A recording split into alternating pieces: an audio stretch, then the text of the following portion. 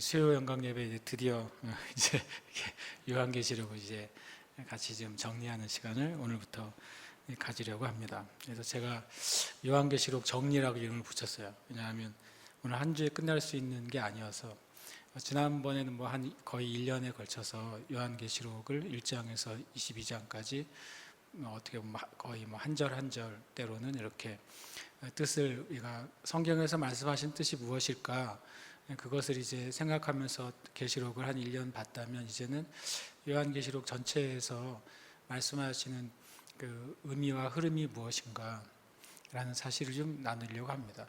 한편으로는 성경적이기도 하지만 어떻게 보면은 신학적이 될 수도 있겠죠. 그렇지만 제가 딱딱한 신학의 용어를 사용하지도 않고 사용하지도 못할 뿐만 아니라 다만 성경에서 우리가 찾고 얻을 수 있는 것을 나누기를 원합니다. 제가 처음에 생각하지 않게 계시록을 이제 재작년에 시작을 했는데 그게 굉장히 유익하다는 것을 다시 한번 느껴요. 계시록은 예전보다 2년 전보다 훨씬 더 계시록을 평소에 많이 펼쳐보게 됐어요. 그리고 그것이 저한테 어떤 두려움이나 또는 어떤 해석이 난해하다라는 개념보다는 계시록이 얼마나 감사한가 이런 개념으로 요한계시록을 자주 펼쳐보게 되고 자주 읽게 돼요. 그래서 저한테 엄청 유익하죠. 그래서 오늘부터 이제 시작을 해서 이것도 좀 꽤나 가지 않을까 싶습니다. 꽤나라고 해서 1년 가지는 않겠죠. 그러나 올해 안엔 끝나겠죠. 그러길 바라는데 어쨌든 일단 이제 제가 이제 계시록을 얘기할 때 먼저 종말론이라는 개념을 당연히 이제 말하지 않을 수가 없는 것이죠. 만약 요한계시록이 종말론에 강한 책이냐? 그러면 당연하죠. 요한계시록은 성경적으로도 마지막 책이고 끝의 책이죠. 성경의 마지막 책이니까 또 성경이 끝난다고 하는 것은 주님의 말씀이 끝나는 거잖아요. 우리에게 주어진 말씀이. 그것은 또 이제 온 인류와 또 역사와 하나님의 계획이 완성된 걸 보여주기 때문에 그 말 자체로 완성은 종말을 의미하죠. 다시 한번 말씀드리지만 그리스도인들에게 종말은 끝이 아니라 완성을 의미한다는 사실을 늘 생각해야 돼요. 우리에겐 끝이란 말은 뭐냐면 뭔가 없어지는 상황이잖아요. 그러나 완성은 없어지는 게 아니라 오히려 더 생기는 것이죠. 계시록은 끝이 아니라 사라지는 게 아니라 무엇인가 생기는 때가 계시록이라고 보시면 좋겠어요. 저는 이제 이것을 이제 승리의 종말론이라고 이제 표현하는데 이건 제가 만든 게 아니라 이제 책을 요즘 제가 참고하는 책의 제목이 승리의 종말론이에요. 빅토리어스 에스커탈러지라고 이렇게 말할 수 있겠죠. 근데 이게 이제 두 가지가 이제 우리가 그동안 얘기하는 계시록에 대한 또 계시록뿐만 아니라 종말론에 대한 큰 관점은 둘 중에 하나입니다. 승리의 종말론이냐 아니면 비관적인 종말론이냐 그런 것이죠. 원래 놀랍게도 여기 승리의 종말론이라고 제가 이제 여러분에게 소개하고 나누려고 하는 이 종말론을 승리적인 관점 그리고 또 영광스러운 관점으로 보는 그 종말론이 원래 20세기 전까지는 대부분의 놀랍게도 학자들이 승리의 종말론이었어요. 승리의 종말론이 무엇이냐면 세상 끝에는 마귀가 멸망당하고 예수님이 승리할 것이다. 세상 끝에는 교회가 승리하고 영광스럽게 될 것이다. 세상 끝에는 수많은 사람들이 구원받게 될 것이다. 이것이 20세기 이전에 한두 명의 학자가 아니라 대부분의 위대한 학자들이 다 승리의 종말론의 관점을 가지고 있었습니다. 그런데 우리가 지금 이 세대의 교회들이 가지고 있는 대부분의 관점은 놀랍게도 이 승리의 종말론의 관점이 아니에요. 오히려 비관적인 종말론의 관점입니다. 왜 어떻게 20세기 이전까지 굳이 만약에 따진다면 초대교회부터 20세기까지 하면 거의 2000년이잖아요. 2000년 동안은 요한계시록이나 성경에 있는 종말론을 보는 관점이 희망적이었어요. 의외로 굉장히 희망적이었습니다. 그런데 왜 21세기에 와서 요한계시록이나 또는 종말론에 대한 관점이 왜 이렇게 비관적이냐? 이것이 이제 중요한 이유죠. 왜 그렇게 바뀌어졌느냐 하는 것입니다. 20세기 이전까지는 그 세계사적으로 여러 가지 사건들이 있긴 있었지만 종말론에 영향을 줄 만한 사건들이 별로 많지는 않았어요. 드문드문 있었지만. 그런데 20세기 초반부터 이제 그 잠깐 4, 50년 사이에 지난 2000년간에 일어나지 않았던 세계적인 사건들이 연이어서 일어나게 됩니다. 첫 번째로는 1차 대전, 2차 대전이 일어나죠. 세계 역사 가운데 1차 대전과 2차 대전만큼 온 세상이 다 정말 천지가 개벽할 정도로 전쟁을 하고 싸우고 죽고 죽이던 적이 없어요. 물론 고대에 많은 전투와 전쟁이 있었지만 지금의 개념으로 보면은 한 지역에서 일어난 전투잖아요. 근데 세계 1차 대전과 2차 대전은 정말로 온 세상을 다 공포와 절망과 죽음과 쑥대밭으로 만들어 버렸습니다. 그리고 그 와중에 미국의 경제 공황이 엄청나게 임했어요. 그러니까 미국이라는 곳에서 경제 공황으로 수많은 사람이 굶어 죽는 말도 안 되는 일들이 벌어지고, 내가 은행에 쌓아뒀던 수백억 수천억이 오늘 아침에 0원이 되는 일이 벌어지는 것이었어요. 말도 안 되는 일이잖아요. 2주일 사이에 미국에서 은행에 수백 개가 없어졌습니다. 그럼 그 은행에 돈을 넣어놓은 사람들은 돈이 사라진 거예요. 정말 종말을 경험한 거죠. 20세기 초에 1차 대전과 2차 세계대전, 그리고 미국으로 시작된 그 경제 공황은 사람들한테는 그게 마치 종말처럼 느껴졌어요. 거기서 이제 막 헤어나오고 있을 때쯤에 이제 뭐가 일어나면 한국 전쟁이 일어나요. 6.25는 굉장히 큰 전쟁이었습니다. 우리나라에 일어난 6.25, 우리는 우리나라의 전쟁이지만 사람들은 6.25가 일어나 다시 마치 세계 3차 전쟁이 일어날 것처럼 느껴졌어요. 1차 대전, 2차 대전이 벌어져서 사람들은 정말로 절망적이었거든요. 그래서 그때 절망적인 문화, 절망적인 예술이 엄청나게 꼽혔고, 그다음에 허무주의가 엄청나게 꼽혔어요. 하나님이 살아계시다면 이런 일이 벌어질까? 생각해 보세요. 5천만 명 이상이 죽었어요. 우리나라 인구 전체가 죽는 일이 벌어지는 거예요. 그리고 모든 경제가 다 사라지고 다 마치 전 세계가 다 거지가 돼버리는 상황이 1차 대전, 2차 대전, 대공황, 그리고 한국에서 6.25 전쟁이 벌어졌는데 그것이 3년이나 이어지잖아요. 3년이나 지리하게 이어집니다. 근데 역사상 처음으로 세상의 연합군이 한 나라에 투입된 경우가 6.25 전쟁이 유일하죠. 전무후무합니다. 원래 유엔은 군대를 원래 움직이지 못하게 돼 있어요. 유엔은 국가기관이 아니잖아요. 유엔 기관은 정치기관도 아닙니다. 협력기관이에요, 원래는요. 근데 유엔에서 유일하게 한 나라의 전쟁에 연합군을 파병했습니다. 그게 대한민국이에요. 그래서 전 세계 유엔군 묘지는 유일하게 대한민국에 한 군데 있어요. 부산에 있죠. 그리고 전 세계 어디에도 유엔군 묘지가 없습니다. 왜냐하면 유엔군이 전투를 벌인 적이 없기 때문에 그래요. 6.25가 끝났어요. 그것도 굉장히 큰 타격이었습니다. 근데 그 뒤에 다시 뭐가 벌어집니까? 월남전이 벌어져요. 그래서 이 1차 대전, 2차 대전, 경제 대공황, 한국전쟁, 월남전은 한 20세기 초반부터 시작해가지고 중반까지 몰아쳐가지고 온 세계를 완전히 소용돌이로 만들어 버렸어요.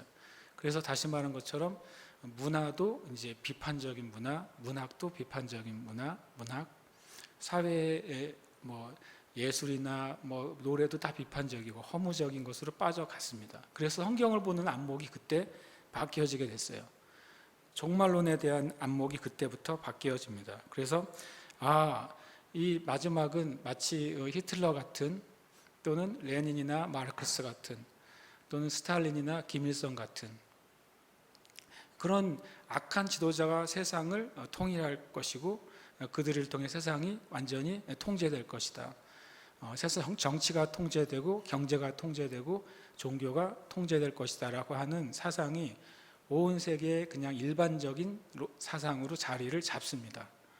그게 이제 저와 여러분이 태어나기 전에 일어난 사건들이에요.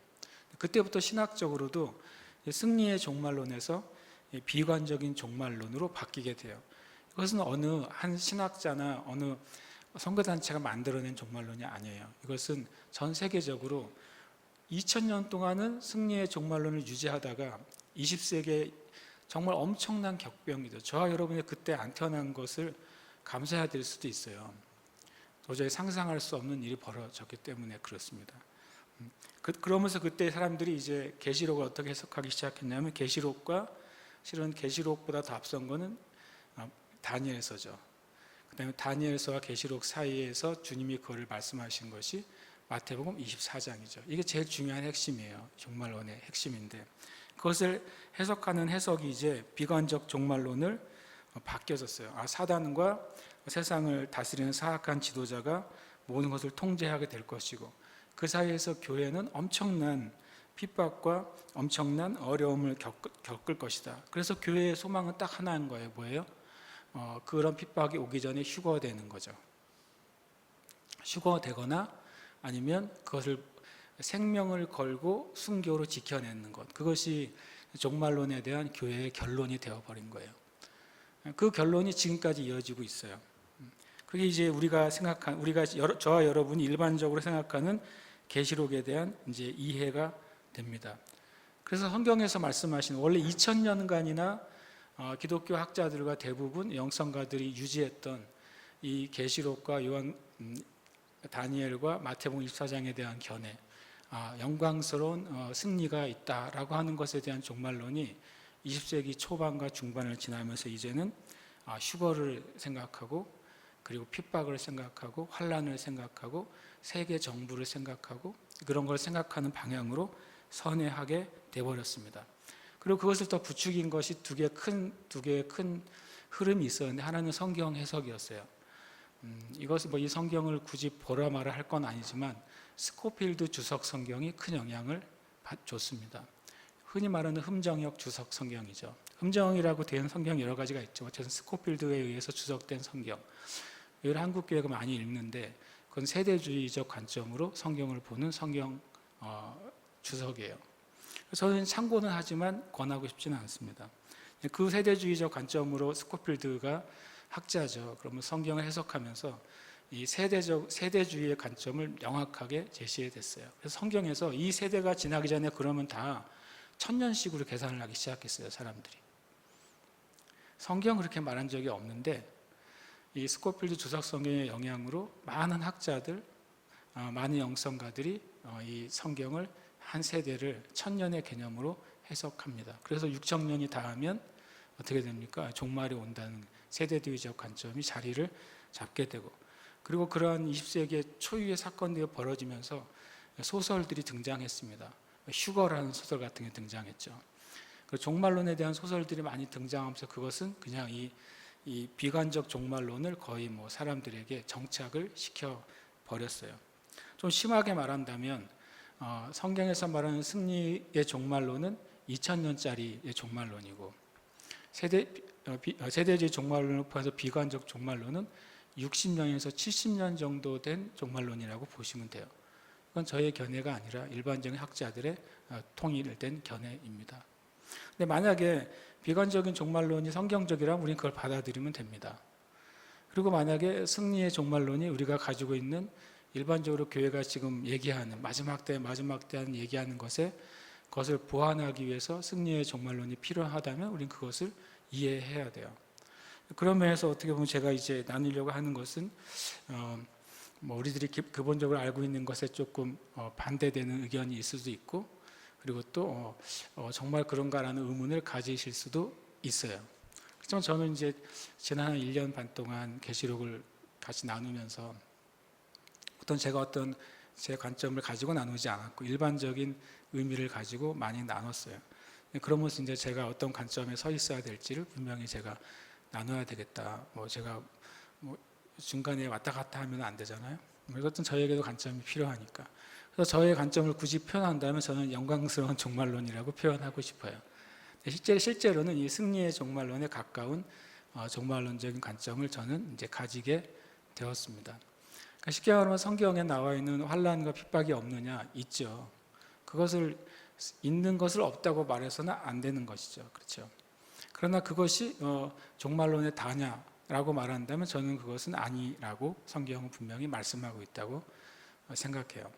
그래서 승리적인 관점을 저는 이제 포함을 해서 제가 이제 굳이 제 표현을 한다면 저는 영광스러운 종말론이라고 이제 표현을 하고 싶어요. 그렇지만 결국에는 이제 제 관점의 대부분은 이 승리의 종말론과 같은 관점을 대부분 유지하고 있습니다. 그러니까 이 종말론에 대해서 관점을 어떻게 가지냐에 따라서 저와 여러분이 신앙생활의 방향이 바뀌어져요. 이 아까 말한 비관적인 종말론에 대해서 가지게 되면 둘 중에 하나가 됩니다. 하나는 거기에 아주 첨착해서 그것에 대해서 교회와 세상을 계속 판단할 수밖에 없어요. 아니 세상이 이렇게 망해가고 주님이 곧 오실 때가 됐는데 아니 교회들은 뭐 이렇게 편안하게 무슨 뭐 문화사역을 하질 않나 구제사역을 하질 않나 왜 이런 사역을 하느냐 지금 주님의 끝이 다가왔는데 어떻게 이럴 수가 있냐고 당연히 교회의 모습이나 이 땅의 그리스도인들의 모습을 판단할 수밖에 없어요. 왜냐하면 비관적인 종말론이 이 세대에 자리 잡고 있기 때문에 그렇죠. 또 하나는 그걸 신경을 쓰지 않는 거예요. 실은 대부분의 교회가 실은 내부적으로는 비관적인 종말론을 가지고 있으면서 대부분의 90%의 교회는 그 종말론을 굳이 신경 쓰지 않으려고 합니다. 왜냐하면 그 말을 하면 할수록 성도들이나 또 교회가 지금 하고 있는 일을 마치 멈춰야 될 것 같은 생각들이 나오게 되잖아요. 그리고 어떤 일을 해야 되는 것 외에 다른 모든 일은 불필요한 것처럼 여기기 때문에 목회자들의 교회가 그 종말론을 더 많이 말할 필요는 없는 거죠. 그렇게 되면 교회의 사역이 제한될 수밖에 없잖아요. 비관주의적 종말을 마음에 가지고 있지만 그래 휴가 될 거야. 그리고서 천년왕국이 올 거야. 세상은 하나의 그 원 오더 월드로 가게 될 거야. 세상이 누군가가 다스리게 될 거야. 그렇게 마음으로 가지고 있으면서도 그것을 말하지 않아요. 그냥 그렇게 말하게 되면 교회가 하는 대부분의 일들이 불필요한 일들이 되는 거예요. 그냥 오직 그냥 전도만 하고 기도만 해야지 다 필요 없어라고 하는 사상이 지배적이게 될 수밖에 없죠. 그래서 교회는 이 내부적으로는 비관주의적인 종말론 언저리에 있으면서 그러니까 쉽게 말하면 666과 7년 대환란과 휴거와 천년왕국 사이에 왔다 갔다 하면서 그걸 외면하는 게 현대 교회이고 또 한편으로는 그 종말론에 입각해서 어떻게 보면 아주 전투적으로 신앙생활을 하는 것처럼 보이는 아주 소수의 사람이나 또 선교단체가 존재하게 되는 거죠. 만약에 그 관점이 제가 이제 오늘부터 나누려고 시작하는 승리의 종말론이나 영광스러운 종말론의 관점으로 우리가 바뀔 수 있다면 그리고 그것이 성경에서 말씀하시는 주님의 마지막 그림에 대한 비전이라는 것을 받아들이게 된다면 그러면 우리의 이제 마지막 날을 살아가는 생활 태도가 신앙의 모습이 굉장히 다른 신앙생활을 추구할 수 있는 거죠. 신앙이 다르다거나 구원을 받거나 못 받거나가 아니에요. 네. 그래서 1세기에 수없이 그 카타콤이나 그런 데서 숨어 살고 그리고 로마의 그 원형 경기장에서 죽어가던 그리스도인들도 구원받았잖아요. 그러나 그런 시기가 아니라 그런 시기가 지나서 예수님을 공개적으로 믿을 수 있는 자유민주사회에 사는 그리스도인들도 구원받잖아요. 그렇죠? 구원받는 것 자체는 분명히 기준은 하나이기 때문에 환경에 따라 구원을 받거나 못 받거나라고 말하는 사람들은 오히려 비성경적인 거예요. 구원의 기준은 뭐예요? 믿음이잖아요. 누구를 바로 믿느냐가 구원의 기준이지 나쁜 환경 안에서 믿음을 지키면 더 큰 구원 받고 평안한 환경 가운데 믿음을 지키면 더 작은 구원을 받느냐. 성경은 그렇게 말씀하시지 않습니다. 실은. 그럼에도 불구하고 어떤 종말론을 가지고 있느냐에 따라서 신앙생활의 그 결은 완전히 달라지게 돼요. 그래서 오늘부터 제가 그걸 이제 시작해 보려고 하는 것이죠. 먼저 한 가지 이것은 이제 요한계시록의 주제는 저는 이제 짚고 넘어갔으면 좋겠어요. 요한계시록의 주제는 이기는 거예요. 이것이 요한계시록의 주제입니다. 어느 사람들이 요한계시록 얘기하면 첫 번째로 뭐 이 예언의 말씀 읽는 자들과 듣는 자들과 그 가운데 기록한 걸 지킨다는 복이 있다. 또 요한계시록 맨 끝에 예언의 말씀에 더하는 자는 이 책에 기록된 저주가 더해질 것이고 예언의 말씀을 빼는 자는 생명책에서 이름이 빼질 것이다. 그런 식의 어떤 경고의 말씀을 요한계시록의 주제로 생각하는데 저는 절대 그래서 안 된다고 생각해요. 요한계시록이 이기는 것에 관계된 책입니다. 왜냐하면 저는 요한계시록 17장 14절을 요한계시록의 주제 성구로 저는 삼았어요. 같이 함께 읽겠습니다. 시작. 그들이 어린 양과 더불어 싸우려니와 어린 양은 만주의 주시오 만왕의 왕이심으로 그들을 이기실 터이요 또 그와 함께 있는 자들 곧 부르심을 받고 택하심을 받은 진실한 자들도 이기리로다. 여기 싸움이 있다고 말씀하십니까? 있습니다. 계시록에는 싸움이 있어요. 엄청난 싸움이 기독교 역사 가운데 있었고 또 지금도 있고 앞으로도 있을 거예요. 계시록이 그런 싸움과 영적인 어떤 스트러글이나 그런 것이 없다고 말씀하는 게 아니에요. 분명히 그들이라는 한 존재가 있어요. 그들, 여기서 말하는 그들은 첫 번째는 그 가장 근본적인 사단이죠. 사단이 이 땅에서 드러내고 있는 짐승이죠. 그리고 짐승을 사람에게 선전하는 거짓 선지자죠. 이것이 그리고 용이라고 붉은 용이죠. 이렇게 용과 짐승 또 거짓 선지자 사단이 마치 삼위일체처럼 활동하는 거예요. 그냥 그들이죠. 그리고 그들의 미혹되고 그리고 그들의 편승하고 그들을 따라가는 수많은 이 땅의 개인이나 단체나 세력들도 다 그들에 포함돼요. 그렇기 때문에 그들에 포함되지 않는 그리스도인들은 궁극적으로 어떤 것 가운데 휘말려 있어요. 싸움 가운데 휘말려 있어요. 그것은 현실이에요. 그것은 영적인 현실이에요. 요한계시록 17장 14절도 그들이 어린 양과 싸울 거라고 말하고 있어요. 이것이 굉장히 희망적이에요. 왜냐하면 이 사단의 싸움의 진짜 대상은요, 교회가 아니에요. 사단의 싸움의 진짜 대상은 성도들이 아니에요. 성경이 말하고 있잖아요. 누구와 싸우고 있다고요? 어린 양과 싸워요. 그런데 왜 사단이 어린 양과 싸우는데 왜 교회가 핍박받고 왜 성도들이 핍박받고 죽임 당합니까? 그들이 어린 양에 속한 교회와 성도들을 그들이 가만두지 않기 때문에 그런 것이죠. 그래서 이 싸움은 있어요. 근데 그 다음에 뭐라고 말하냐면 계시록은 어린 양이 만주의 주이시고 만왕의 왕이시기 때문에 그들을 이기신대요. 그러니까 어린 양이 이기는 이유는 뭐 때문이냐면요. 어린 양의 본성 때문이에요. 어린 양이 왜 이긴다고 돼 있어요? 그분이 뭐라고요? 만주의 주이시기 때문이에요. 그러니까 그들이 아무리 큰 세력을 가지고 있어도 주인이 누구라는 소리예요? 어린 양이 주인이라는 거예요. 그들이 아무리 수가 많아도 아무리 위협적이어도 어린 양의 존재 자체가 모든 주들의 주이기 때문에 그들이 어린 양을 어떻게 할 수 없어요? 뛰어넘을 수가 없는 거예요. 그 다음에 어린 양의 본성이 뭐예요? 왕이세요. 그러니까 어린 양은 이름 자체가 약하고 그리고 또 힘없게 보이잖아요. 그런데 그 어린 양의 진짜 본성은 뭐냐면 모든 세계의 주인이면서 뭐라고요? 왕이라는 거예요. 그래서 어린 양이 이기는 이유는 본성 때문이에요. 예수 그리스도의 본성 때문에 마귀가 예수 그리스도의 그 본성의 본질을 뛰어넘을 수가 없는 거죠. 그 다음에 뭐라고 되냐면 또 그와 함께 있는 자들 곧 부르심을 받고 택하심을 받은 진실한 자들도 뭐라고요? 이기리로다. 이것이 중요한 계시록의 주제인 것이죠. 그리고 우리가 아는 것처럼요. 계시록은 누구에게 주어진 책이라고 성경에 나와 있습니까? 계시록에 뭐라고 나와 있어요? 교회들에게, 그죠? 7 교회에게 주어진 편지가 바로 요한계시록입니다. 1차적으로는요. 바로 지금의 터키 지역이죠. 터키 지역에는 계시록의 7교회, 7교회에 주어진 편지가 요한계시록이잖아요. 그러면 이 7교회에 대해서 있는 내용이 요한계시록 2장과 3장에 나오죠. 우리가 그동안 살펴봤죠. 에서버두 사빌라이잖아요. 에베소, 서모나, 버가모, 두아디라, 사데, 빌라델비아, 라오디게아 이렇게 7교회에 보낸 편지죠. 7교회에 보낸 편지의 내용 맨 뒤마다 똑같은 단어가 하나 있어요. 뭐죠? 이기는 자는 이라고 되어 있는 거죠. 7교회는 세대주의에서는 그것을 이제 시대적인 교회라고 말합니다. 에베소 교회는 1세기의 교회, 서머나 교회는 무슨 몇 세기의 교회 이렇게 나눠요. 지금은 라오디게아의 교회 이렇게 말합니다.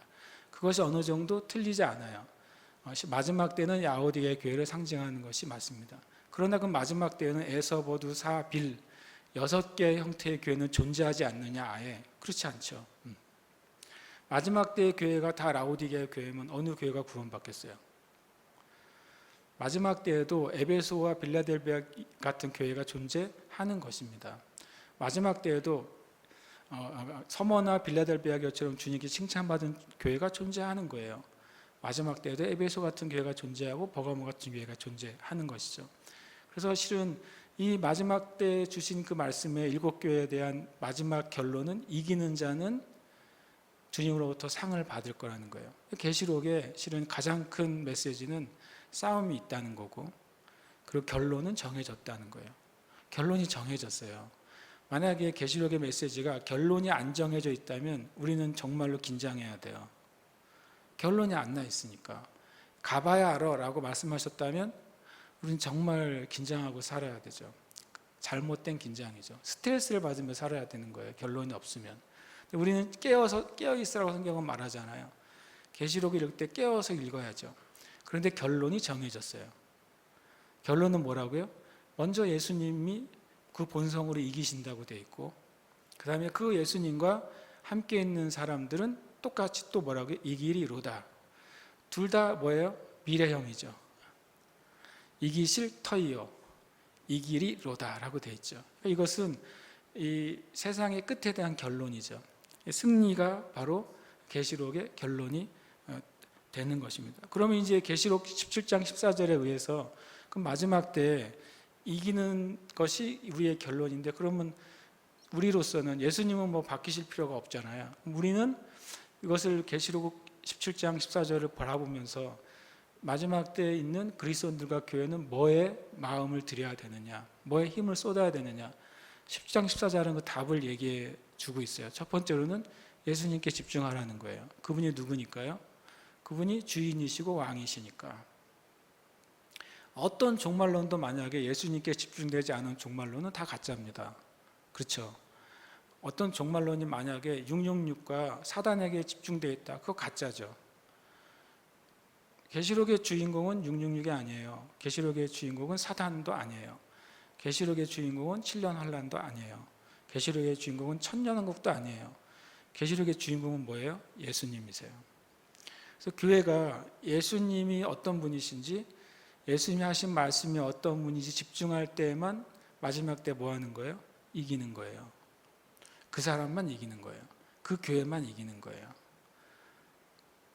그 외에는 이길 수가 없어요. 왜냐하면 주님만이 이기시는 분이기 때문에. 어떤 것도 이 마지막 때 이기는 자로 설 수 있는 게 없어요. 신천지에서 사람을 보고 이긴 자라고 표현하잖아요. 신천지에 그분이 이긴 자라고 그래요. 참 제가 되게 참 믿음도 좋다고 그랬어요. 함부로 그런 말을 할 수가 있나. 이긴 분은 예수님이시거든요. 예수님은 다른 분으로 다시 오시지 않았어요. 그죠? 예수님이 다시 오셨다면 이미 종말이 끝난 거죠. 그리고 두 번째, 계시록 17장 14절에서 이 땅의 교회가 이기기 위해서 바라봐야 될 것은 바로 부르심이에요. 이 말씀이 이렇게 되어 있잖아요. 그와 함께 있는 자들 곧 부르심을 받고 택하심을 받은 진실한 자들이라고 말했어요. 부르심에 충성해야 돼요. 부르심이 다 다르잖아요. 여러분이 하나님 여러분을 부르신 부르심이 다릅니다. 그렇죠? 똑같이 하나님을 섬기는데 저는 목사로서 부르도록 섬김을 받았어요. 여러분은 목사가 아닌 많은 성도들은 여러분의 사회나 각 직장이나 영역에서 주님을 위해 살도록 부르심을 받았잖아요. 그래서 오히려 마지막 때가 될수록 하나님이 교회와 성도들과 사역자들에게 각자에게 주신 부르심에 더 2배로 충성해야 돼요. 그것이 마지막 때에 이기는 길이에요. 사업하는 사람은요, 사업에 더 충성해야 돼요. 이상한 표현이죠. 사업하는 사람이 더 예배하고 기도해야 되지 않나요? 맞는데 그 말의 의미를 잘 이해해야 돼요. 만약에 사업을 하는 그리스도인은 마지막 때일수록 내가 하는 사업을 통해 진짜 하나님의 영광이 드러나고 내가 하는 사업을 통해 영혼을 구원하는 통로가 되도록 2배, 3배로 충성해야 돼요. 돈에 충성하는 게 아니라 하나님의 부르심에 충성해야 되는 거예요. 그것은 목회자도 마찬가지죠. 그리고 이 계시록 17장 14절에 의해서 마지막 때 교회와 성도들이 바라받을 것이 택하심을 확증하는 거예요. 이렇게 말씀이 되어 있잖아요. 그와 함께 있는 자들 곧 부르심을 받고 택하심을 받은 진실한 자들도 이기리로다. 택하심은 구원에 관계되어 있어요. 마지막 때가 되면 될수록 어떤 미혹과 이단과 사이비가 늘어나겠어요? 우리의 구원의 확증을 흐트러뜨리려고 하는 자들이 일어나는 거예요. 구원파, 하나님의 교회, 여호와의 증인, 신천지를 비롯해서 수많은 이단과 사이비들이 예수를 믿는 사람들의 무엇을 흔들려고 해요? 내가 구원받은 것에 대한 확신, 구원받은 것에 대한 증거, 이것을 끊임없이 흔듭니다. 그래서 마지막 때에 교회와 성도가 이기는 중요한 것 한 가지는 뭐냐면 내가 하나님께 택하심 받고 구원받은 하나님의 백성이라는 사실을 날마다 뭐예요? 확증해야 돼요. 진리 안에서 내가 구원받은 자인 것이 어떤 큰 은혜인지를 우리가 늘 찬양하고 고백해야 돼요. 저는 계시록 17장 14절에서 마지막 때를 살아가는 것에 대한 일종의 이제 답을 하나 얻었어요. 내가 예수님께 집중해야 되는구나. 하나님이 나에게 맡겨주신 그 부르심, 이 땅에 있는 성도들은 각자에게 맡겨진 부르심에 생명을 다해 충성해야 되는구나. 그리고 날마다 내가 구원받은 확증과 확신과 믿음 가운데 살아야 되는구나. 이것이 예수님과 함께 이기는 길이에요. 그리고 계시록은 이기는 책이라고 말씀드렸잖아요. 그래서 저는 자주 말씀드리죠. 계시록의 주제는 이기는 것이고 계시록의 목적은 소망하며 살아가는 거예요. 이것은 성경에 나와 있죠. 한번 같이 읽겠습니다. 시작. 이것들을 증언하시니가 이르시되 내가 진실로 속히 오리라 하시거늘 아멘. 주 예수여 오시옵소서. 주 예수의 은혜가 모든 자들에게 있을지어다. 이것은 뭐냐면 우리가 주님 오실 때까지 하나님의 나라가 오기를 소망하라는 거예요. 그리고 정말로 기다리며 살아가라는 거예요. 그래서 이거를 기억하시길 축복해요. 계시록의 주제는 이기는 거예요. 요한계시록 우리에게 주신 목적은 내가 이 땅 가운데 있지만 육신 가운데 살아가지만 마지막 때를 살아가지만 하나님 나라가 임할 것을 소망하며 살아가도록 하기 위해서 계시록이 주신 것이죠.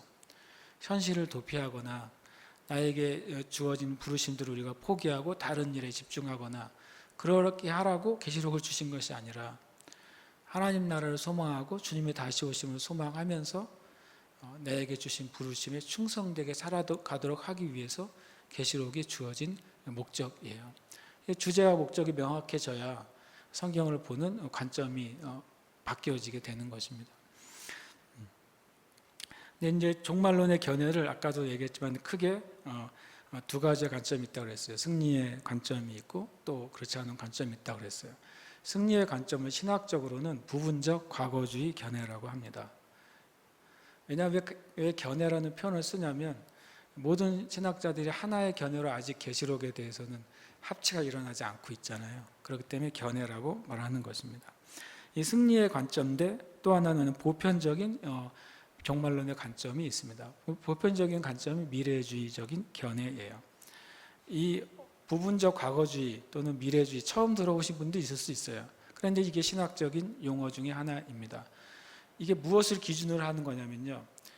쉽게 세 가지입니다. 다니엘서, 마태복음 24장, 그리고 요한계시록이 성취된 것을 기준으로 해서 부분적 과거주의 관점은 다니엘서나 마태복음 24장이나 요한계시록의 어떤 부분은 이미 역사 가운데 끝난 사건이고 어떤 부분이 아직 이루어지지 않는 사건이다라고 보는 관점이 승리의 관점, 부분주의적 과거주의 견해입니다. 그러니까 부분적으로는 이미 이 성경의 어떤 부분은 과거의 일이다라고 하는 것입니다. 실은 알고 보면 이 종말론 말고도 성경의 대부분 사건은 과거에 끝난 사건이잖아요. 창세기 과거에 끝난 사건이죠. 근데 창세기를 왜 읽어요? 과거에 끝난 사건이지만 거기에서 하나님의 뜻과 하나님의 교훈이 담겨 있잖아요. 그래서 읽는 거죠. 그래서 만약에 종말론을 이렇게 부분적 과거주의 견해라고 말하면 다 끝난 건 필요가 없네요라고 말하면 그러면 제가 그런 분들에게는 창세기를 읽을 필요가 없네요라고 말하는 거죠. 마태복음의 어떤 부분은 이미 지나간 사건이에요. 마태복음 24장이에요. 다니엘서의 미래에 다니엘이 보는 환상 가운데 어떤 부분은 이미 우리를 기준으로는 과거의 사건이에요. 성경 계시록의 어떤 부분은 이미 우리 2022년을 기준으로 이미 과거의 사건이에요. 만약에 성경에서 이런 쓰여 있는 종말론에 대한 이야기가 과거에 지나간 사건인데 그것을 앞으로 일어날 사건으로 여기고 본다면 어떤 일이 벌어지겠어요? 약간의 혼란이 벌어지는 거예요. 앞으로 제가 그걸 이제 증명해 보여드리려고 그래요. 보편적 관점은 아까 말한 것처럼 일반적인 교회 20세기 후반에 생겨진 관점이죠. 미래주의 관점은 요한계시록이나 마태복음 24장이나 다니엘의 세례 이후에 주어진 그 계시는 아직 이루어지지 않았다. 앞으로 다 다가올 일들이기 때문에 이걸 조심해야 되고 저걸 조심해야 되고 이걸 반대해야 되고 이것은 받아들이면 안 되라고 하는 관점을 갖는 거예요. 저는 부분적 과거주의적인 견해를 저는 이제 받아들였습니다. 성경의 많은 부분이 이미 성취가 됐어요.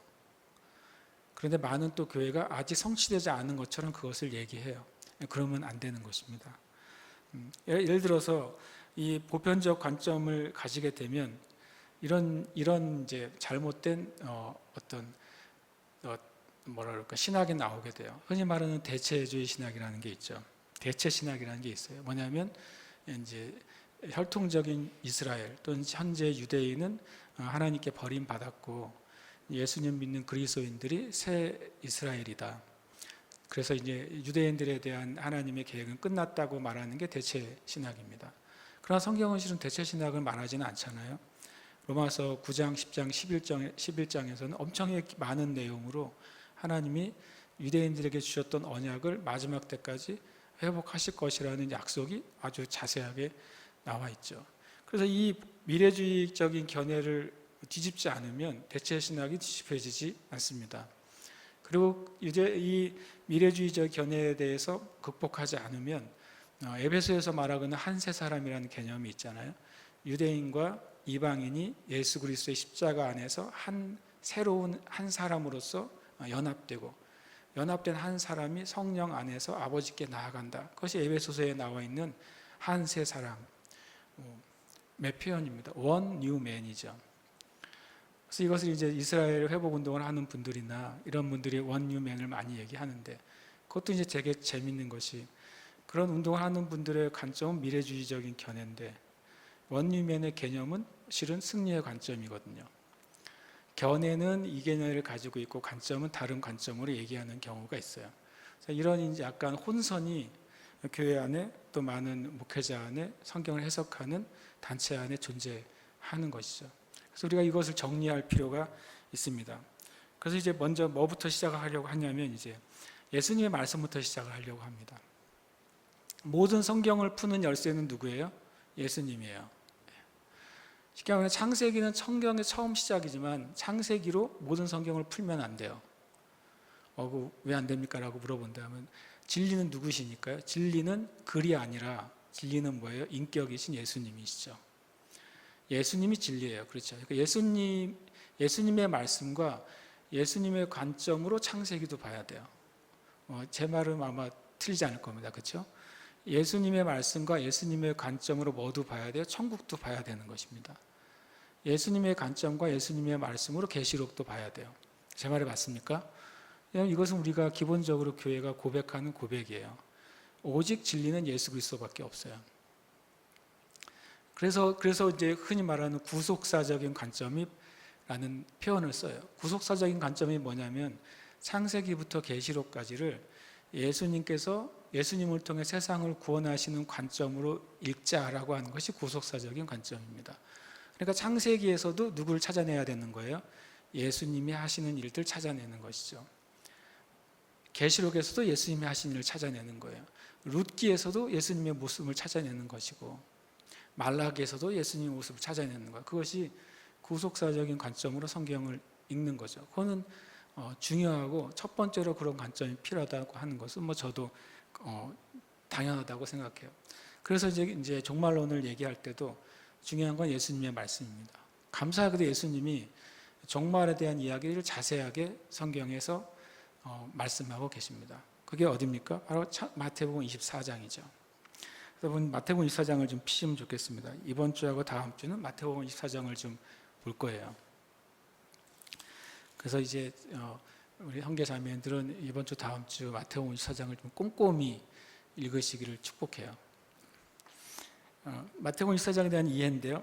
이 마태복음 24장 크게 두 가지로 나뉘어 있습니다. 첫 번째는 제자들의 질문으로 시작이 돼요. 마태복음 24장 1, 2, 3절을 보시면 24장 1절에 보면 예수께서 성전에서 나와서 가실 때에 제자들이 성전 건물을 가리켜 보이려고 나오니 이 성전이 어떻습니까? 라고 묻습니다. 다른 성경에서 얼마나 아름답습니까? 라고 묻죠. 그랬더니 예수님이 뭐라고 말씀하십니까? 2절에 이 모든 것을 보지 못하느냐. 이 모든 것이 아름다운 성전이죠. 예수님 당시의 성전이요. 내가 진실로 너에게 이르노니 돌 하나도 돌 위에 남지 않고 다 무너뜨려지리라 라고 하는 엄청난 말씀을 하시는 거예요. 수십 년간 지은 이 성전이 돌 위에 돌 하나도 남지 않고 완전히 파괴될 것이다 라고 하는 충격적인 말씀을 주님이 하세요. 그것에 대해서 질문을 하죠. 질문이 마태복음 24장 3절이고 그 뒤로가 우리가 흔히 말하는 예수님의 종말론 메시지가 되는 거예요. 3절 말씀 한번 같이 읽어보겠습니다. 시작. 예수께서 감람산 위에 앉으셨을 때에 제자들이 조용히 와서 이르되 우리에게 이르소서 어느 때 이런 일이 있겠사오며 또 주의 임하심과 세상 끝에는 무슨 징조가 있사오리이까. 이것이 이제 마태복음 24장 흔히 말하는 종말장이죠. 종말장의 첫 번째 파트가 제자들의 질문으로 시작이 되는 거예요. 그 제자들의 질문에 주님이 답변을 하시지 않습니까? 답변을 잘 기억해야 돼요. 답변이 어디서 시작된다고요? 마태복음 24장 4절에서 시작돼요. 4절 보시면 예수께서 뭐라고요? 대답하여 이르시되 그럽니다. 예수님의 대답이 보통 마태복음 24장에서 끝난다고 생각하는 많은 그리스도인들이 있어요. 성경을 안 봐서 그래요. 성경을 안 봐서 그렇습니다. 그러니까 종말론 강화는 마태복음 24장이 아니에요. 제가 여러분을 속인 게 아니라 보통 마태복음 24장 그러면 종말장 그러지만 이 얘기가 언제 끝나요? 26장 1절을 보세요. 성경 여러분 찾아보셔야 됩니다. 26장 1절 함께 읽겠습니다. 시작. 예수께서 이 말씀을 다 마치시고 오케이.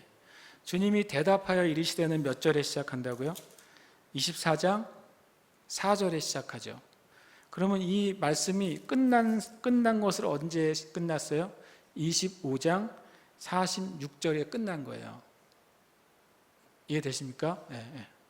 그러니까 예수님의 종말론 강화는 종말론 강화 또는 감람산 강화라고 이렇게 말을 하는데 그건 24장에서 끝나는 게 아니에요. 근데 사람들이 왜 자꾸 24장 그러냐면 갑자기 25장에 천국 비유가 나오거든요. 열처녀 비유가 나오고 또 이제 뭐 달란트 비유가 나오고 그 다음에 이제 뭐 왼편 오른편 양과 염소 비유가 나오니까 25장은 그냥 일반 비유로 생각하는 거예요. 마태복음 25장은요 종말론 비유입니다. 그리고 그것은 24장에 같은 날 같은 시간에 한 질문에 대한 이어지는 답이에요. 그러니까 정확하게 말한다면 마태복음 24장에 대한 첫 번째 이해는 제자들이 한 질문의 의미가 무엇인지 정확하게 알아야 돼요. 만약에 질문을 A로 했는데 답은 A 다시 해야 되잖아요. 근데 질문을 A로 했는데 질문을 B로 이해했어요. 그래서 답을 B 다시로 해. 그러면 A에 대한 답이 A 다시가 아니라 A에 대한 답이 B가 돼버리잖아요. 지금 종말론에 대한 개념이 그런 형국이 되어버린 거예요. 제자들이 한 질문을 잘 살펴보지 않았기 때문에 예수님에 대한 답도 질문과 매치가 잘 안 되는 이해를 갖게 된 것입니다. 다시 말하면 예수님의 답변은 굉장히 길었어요. 질문은 한 절이었는데 답은 24장, 25장 두 장에 걸쳐서 답을 하신 거예요. 아마도 제가 보기에는 복음서 중에서 주님이 한 질문에 대해서 가장 긴 답변을 하신 게 이 종말론에 대한 답변이에요. 제일 길게 답변을 하셨습니다. 질문 하나에. 그럼 이걸 이제 좀 우리가 이거 살펴봐야 되겠죠. 24장에 대한 이해를 제자들의 질문은 이제 3절이 질문이었어요. 근데 3절을 우리가 읽는 순간 참 안타깝게도 대부분의 많은 경우에 교회나 선교 단체가 이 3절을 뭐로 이해하냐면 마지막 때에 대한 질문으로 다 이해를 해요. 99%요. 그건 어떤 단체를 지칭하는 게 아니라 대부분의 단체예요. 24장 3절을 마지막 때, 우리가 쉽게 말하면 재림에 대한 질문으로 이해합니다. 근데 그것이 맞습니까? 이것이 말세에 대한 질문이었습니까? 이걸 살펴봐야죠. 계시록에 대한 것이나 마태복음 24장에 대해 연결을 할 때 마태복음 24장 3절이 말세에 대한 질문이었다면, 우리가 생각하는 말세에 대한 질문이었다면 그냥 우리가 아는 대로 가면 돼요. 그런데 답은요, 그렇게 간단하지가 않습니다. 첫 번째로는 이런 질문을 하죠. 어느 때 이런 일이 있겠습니까? 첫 번째 질문이죠. 성경을 보시면서 대답해, 맞습니까? 어느 때 이런 일이 있겠습니까? 라고 질문했어요. 맞습니까? 네. 그럼 두 번째 질문이 뭡니까? 주님의 임하실 때 어떤 징조가 있겠습니까? 라고 질문했습니다. 맞습니까? 성경 보고 계시는 거죠? 세 번째, 세상 끝에는 어떤 일이 있습니까? 라고 질문했어요. 맞습니까? 그러면 마태복음 24장 3절은 하나의 문장에 세 개의 질문이 포함이 돼 있어요. 아니, 예수님이 똑똑하신 분이라면, 똑똑하신 분이죠. 제자들이 세 개의 질문을 했다면 답을 몇 개 해야 됩니까? 최소 세 가지를 하셔야 되죠. 제 말이 맞습니까? 왜냐하면 제가 확인하고 싶은 거예요. 저도 이 성경을 다시 보면서 전에 제가 늘 이 의문을 갖고 있었어요. 그리고 그것에 대해 어느 정도 답을 가지고 있긴 했어요. 근데 이번 계시록을 다시 보면서 좀 확정을 하게 됐죠.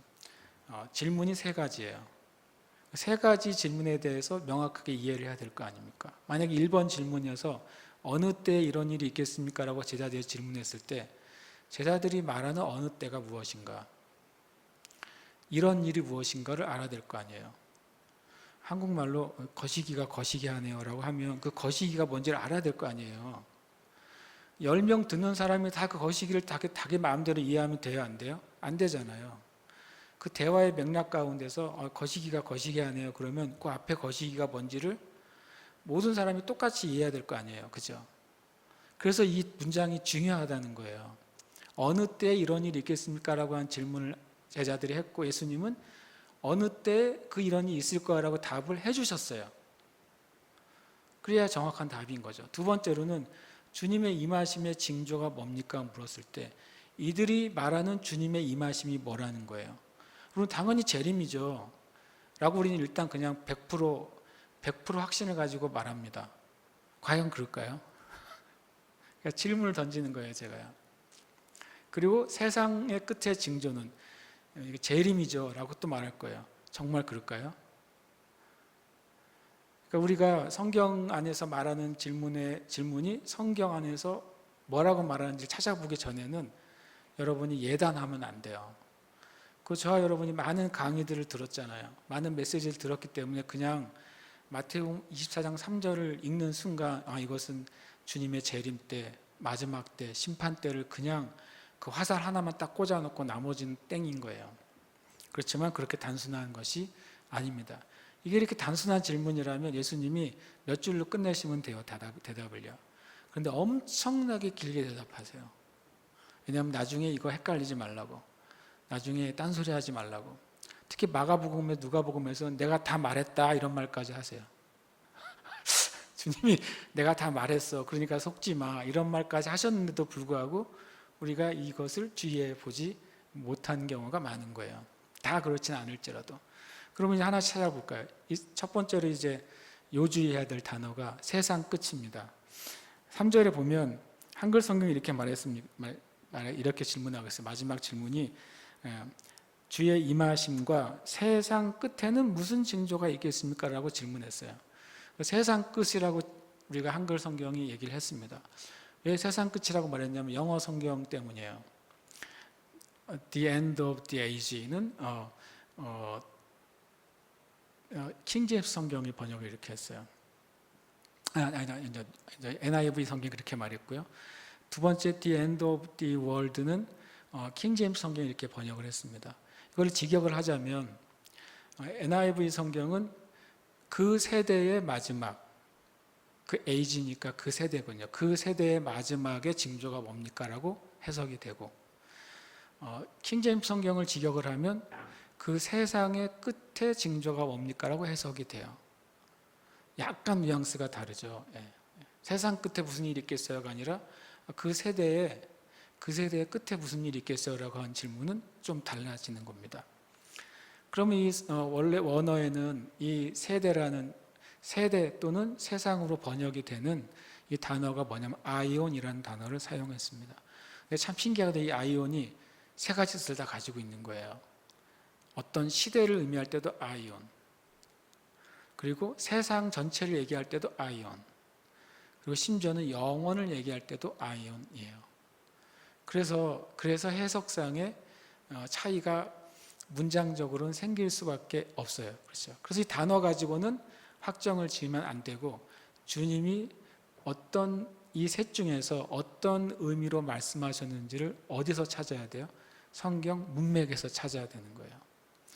그래서 저는 성경을 원어 하면서 해석하는 분들이 가끔 실수할 수 있는 게 뭐냐면, 원어로 해석하는 건 정말 중요하죠. 근데 원어 자체가 이렇게 뜻이 세 가지가 있을 때 뭘 선택할 거예요?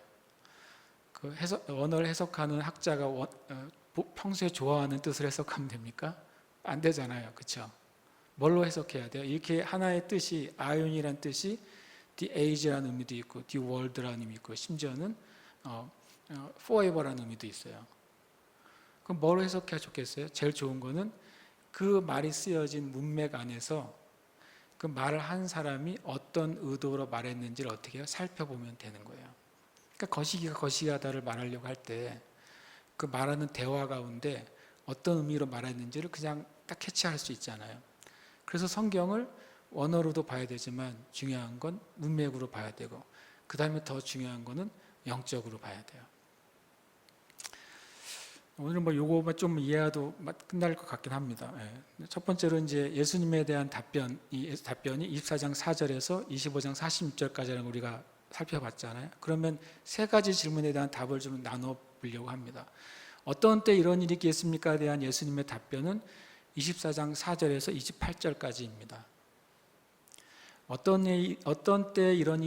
어느 때 이런 일이 있겠습니까? 라고 한 것에 대한 예수님의 답변은 4장 28절까지예요. 28절이 주검이 있는 곳에는 독수리들이 모일 것이니라. 여기까지가 첫 번째 질문에 대한 예수님의 답이에요. 이것도 꽤 길죠. 왜냐하면 4절부터 28절까지가 되니까요. 두 번째 질문이죠. 주님의 임하심 때 일어나는 징조는 무엇입니까? 라고 한 것에 대한 답변은 24장 29절에서 35절까지로 보면 됩니다. 그럼 세 번째 질문이 뭐예요? 세 번째 질문, 세상의 끝의 징조는 무엇입니까? 라고 할 때 그 답변이 24장 36절에서 25장 46절까지입니다. 딱 떨어지게 주님 말씀하셨어요. 주님이 불분명한 분이 아니잖아요. 주님은 정확한 분입니다. 그래서 주님이 제자들의 대답에 대한 질문에 대한 세 가지 답변을 하셨다. 이걸 이제 여러분이 제가 말씀드렸으니까 한 주 동안 이렇게 베레아 사람이 되셔가지고 목사님이 저 말하는 게 맞나 틀리나 매의 눈으로 살펴보시고 다음 주에 오시면 되는데 그런데 그 중에 이제 좀 더 한 가지 살펴봐야 되겠죠. 첫 번째로는 예수님의 답변 첫 번째 중에 이제 어느 때 이런 일이부터 잠깐 짚어 나가려고 합니다. 어느 때 이런 일이는 24장 4절에서 28절의 답변인데, 실제로 그 어느 때를 어디를 의미하냐면 마태복음 23장에 나와요. 어느 때가요. 마태복음 23장 한번 살펴보십시오. 마태복음 23장 33절에서 36절이에요. 제가 읽어보겠습니다. 마태복음 23장 33절에서 36절. 뱀들아, 독사의 새끼들아, 너희가 어떻게 지옥의 판결을 피하겠느냐. 심판을 의미하죠. 지옥의 판결이요. 판결을 피하겠느냐. 여기서 뱀들과 독사의 새끼들이 누굽니까? 앞에 나와 있는 화 있을진저예요. 화를 입고 지옥의 판결을 받을 대상이 누구냐면 23장 13절에는 외식하는 서기관들, 그 다음에 16절에는 눈먼 인도자들, 23절에는 외식하는 서기관들과 바리새인들이라고 말합니다. 그리고 27절에는 외식한 또 서기관들과 바리새인들, 29절에도 외식하는 서기관들과 바리새인들. 여기서 주님이 지옥의 판결을 받는 대상이 누구예요? 잘못된 종교 지도자들을 얘기해요. 그렇죠? 그러면서 뭐라고 말씀하시냐면 34절입니다. 그러므로 내가 너희에게 선지자들과 지혜 있는 자들과 서기관들을 보내매 너희가 그 중에서 더러는 죽이거나 십자가에 못 박고 그 중에서 더러는 너희 회당에서 채찍질하고 이 동네에서 저 동네로 따라다니며 박해하리라. 그러므로 의인 아벨의 피로부터 성전과 제단 사이에서 너희가 죽인 바라기야의 아들 사가랴의 피까지. 이 바라기야의 아들 사가랴는 구약의 스가랴 선지자를 이야기합니다. 피까지 땅 위에서 흘린 의로운 피가 다 너희에게 돌아가리라. 그러면서 그 다음 36절이 중요합니다. 내가 진실로 너에게 이르노니 이것이 뭐예요?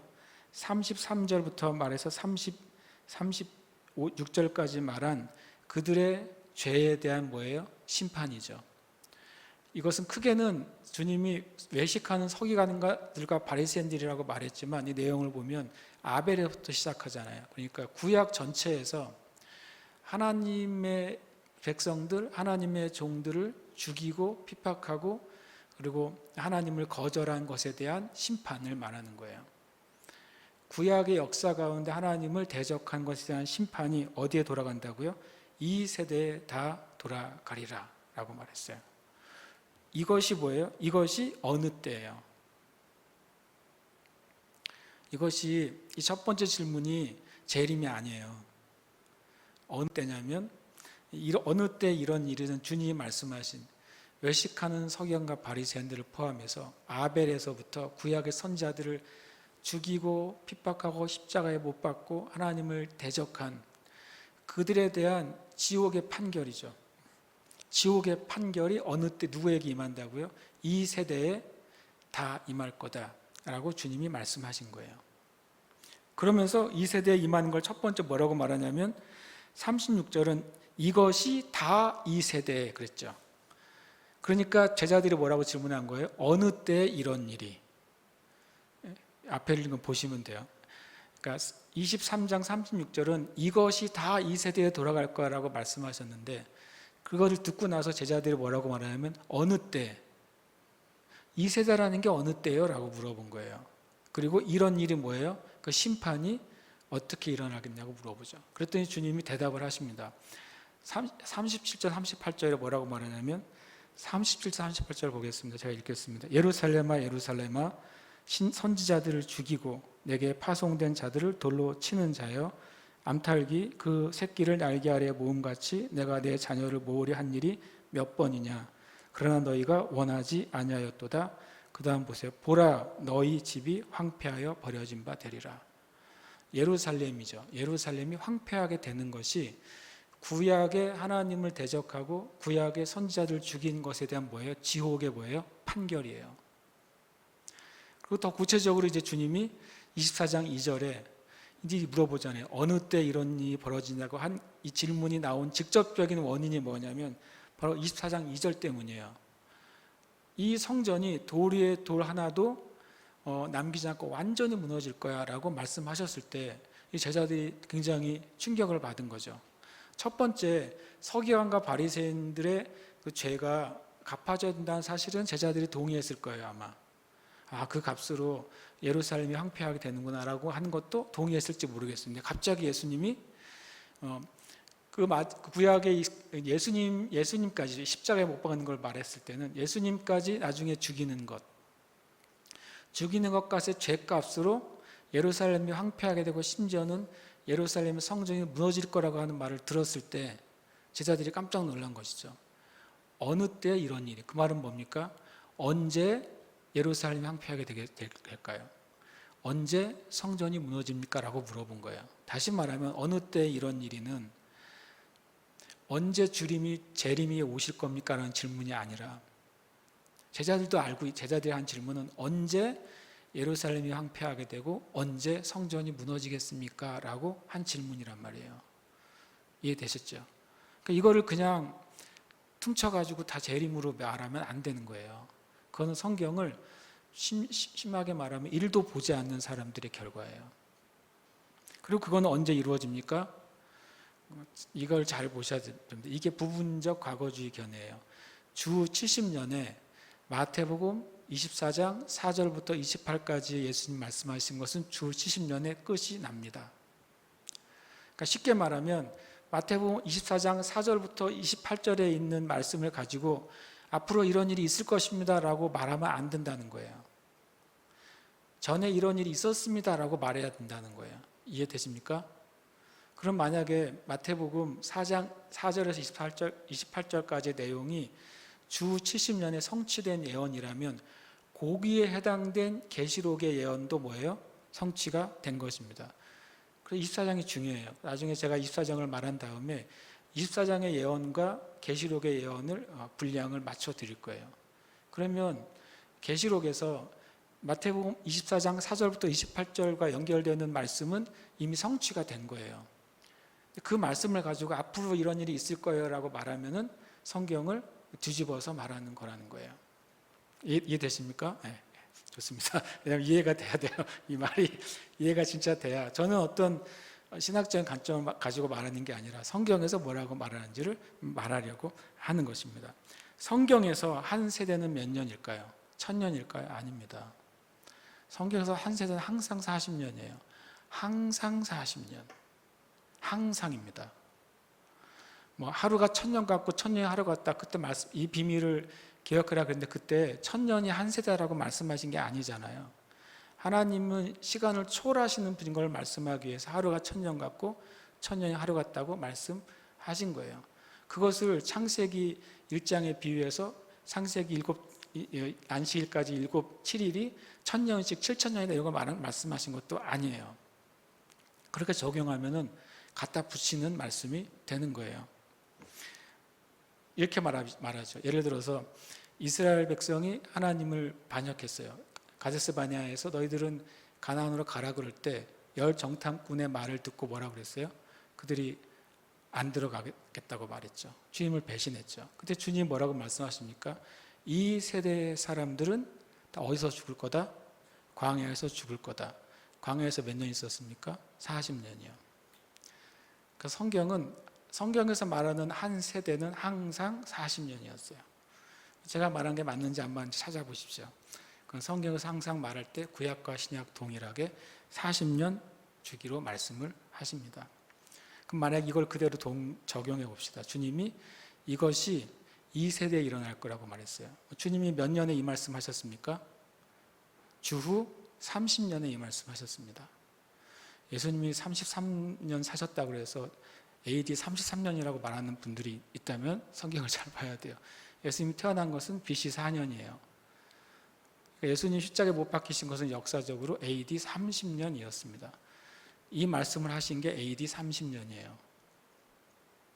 우리는 AD 2022년에 살고 있는 거죠. 예수님이 AD 30년에 이 세대가 끝나기까지 이루어지리라. 그럼 이 세대의 끝은 몇 년인 거예요? AD 30 더하기 40이니까 몇 년이요?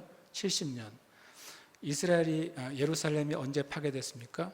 AD 70년. 로마군에 의해서 정확하게 예루살렘이 황폐화되고 성전이 무너진 때가 AD 70년입니다. 예수님의 말씀은 그대로 성취됐어요. 그대로. 얼마나 참혹하게 성취했는지 일단 제가 오늘 그걸 알려드리고 마치고 이제 24장의 한 절 한 절과 역사의 사건이 어떻게 맞는지를 다음 주에 말씀을 드릴게요. AD 70년에 주님의 그 말씀이 성취가 됩니다. 28절까지의 말씀이 성취가 되는데 어느 정도로 두렵게 성취되면 AD 70년에 티투스 장군, 디도 장군이라고 말합니다. 티투스 장군이 2만 명의 로마군을 끌고 예루살렘을 공격하죠. 공격을 하는데 예루살렘이 되게 생명을 걸고 방어를 합니다. 유대인들. 이거는 역사적 사실이에요. 그래서 이 티투스 장군이 어떤 전략을 펴냐면 4개월 동안 포위합니다. 그리고 아무것도 안 해요. 아무도 들어오거나 아무도 나가지 못하게 합니다.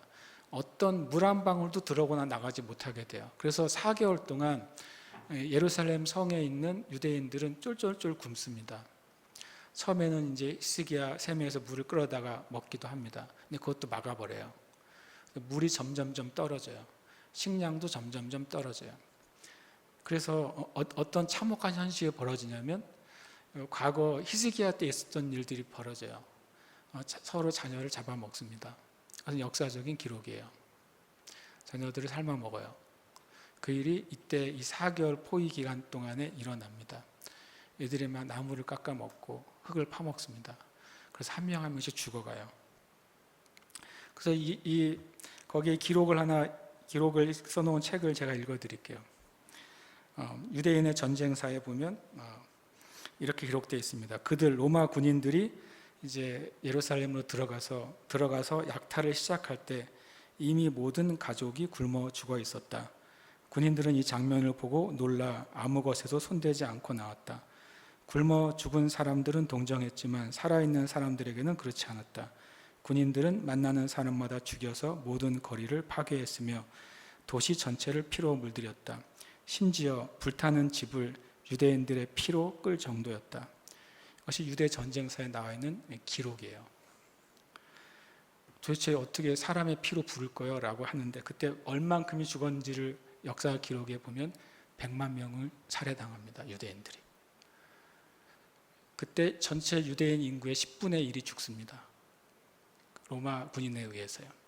완전히 초토화되죠. 그리고 티투스 장군에 의해서 그 성전을 돌 하나하나씩 갈고리로 걸어서 하나하나씩 다 뜯어냅니다.